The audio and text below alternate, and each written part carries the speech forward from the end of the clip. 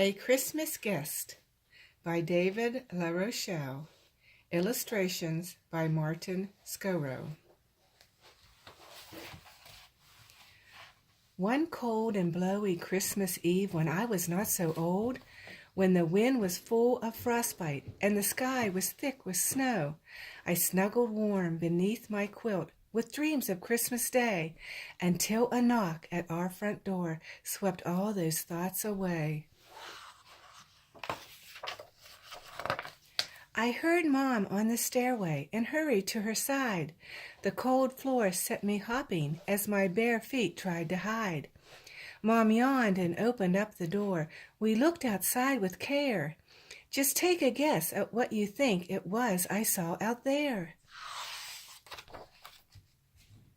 I heard the wind. I felt the cold.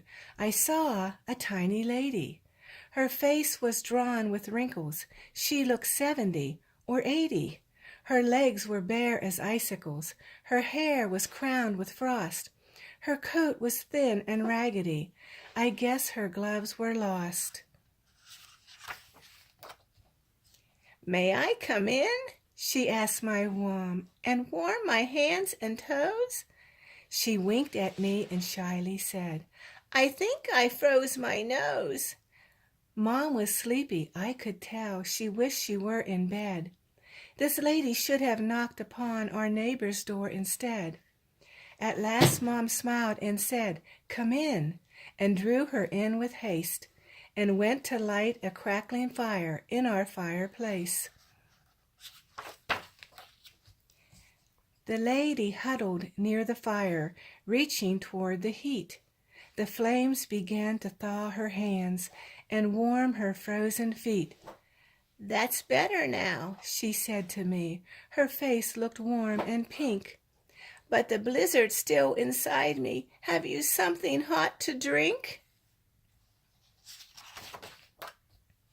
There was a box of cocoa that I'd hidden on a shelf, a box of thick, hot chocolate I'd been saving for myself. I thought a bit, then finally said, "I'll have to check and see." I got the box and came back in with mugs for her and me. At last the lady took my hand and gently squeezed it tight. "You're very kind," she said to me. "Now it's time I said good night." She wrapped her coat around her and turned slowly toward the door. I caught her arm and whispered, "Could you stay a minute more?" I opened our front closet door and climbed up on a chair and searched until I found my scarf, my favorite thing to wear. I gave it to the lady. "This is soft," I said, "and warm. The cold will not come near you when you go out into the storm." "Merry Christmas," I wished her. She smiled at me once more. "Merry Christmas," she said warmly as she stepped beyond the door. The house was quiet, so was I, but then my mother said, "Your bedtime, dear, is long since past. You'd best get back to bed." With gentle thoughts of our strange visitor, I headed up the stairs, and when I stopped to look outside, I saw a wonder there. Amid the whirling snowstorm, in the nighttime, in the cold, I saw an angel like a star, all dressed in light and gold.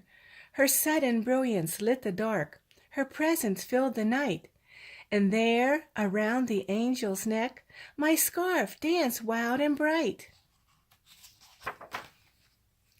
In seconds she had vanished. I wondered what to do. I'd never had an angel visit me before. Have you? I pressed against the window. At last I shook my head and decided that it might be best to go on up to bed. But when I reached my room, I was amazed at what I found. There on my bed a wooden box with ribbons wrapped around. I slowly lifted up its lid, and then my eyes grew wide. A tiny angel made of gold lay glittering inside.